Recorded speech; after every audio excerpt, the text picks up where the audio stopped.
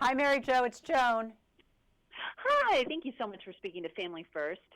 Now, I understand that there are over 31 million Americans enrolled in Medicare Part D, and that it's very complicated. Yeah.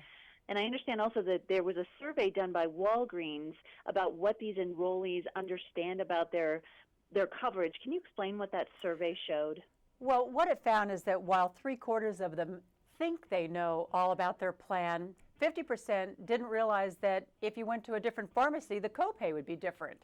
So I think that the most troubling part of the survey was that 1 in 5 said that because they just couldn't keep up with the escalating prices of prescription costs, that they were either skipping doses or just not refilling a prescription. In fact, 1 in 4 said, when I get a prescription written by a doctor, I never get it filled.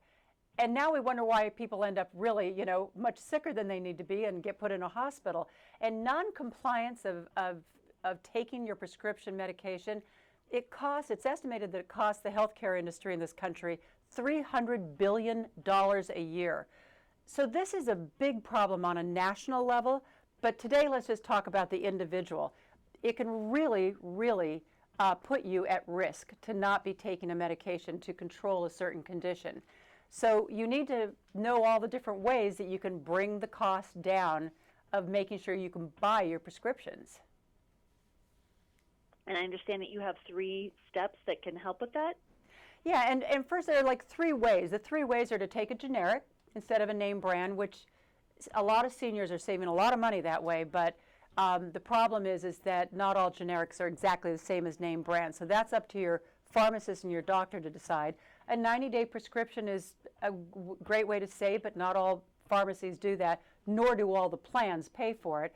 But the third way is this way that we're talking about today, and that is to make sure that you're shopping in your preferred pharmaceutical network. And so the 3 things you need to do is find out what your plan is. It's whatever you write the check to every month to pay for your pharmaceutical plan. B, go in. You can either go to walgreens.com/Medicare, but a lot of seniors aren't on the internet.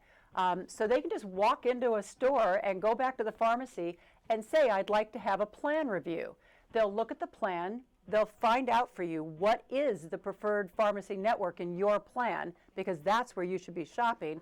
And then they will give you a price comparison on copays. Fantastic. That's awesome. Thank you so much. These are wonderful steps, and I appreciate your help with this.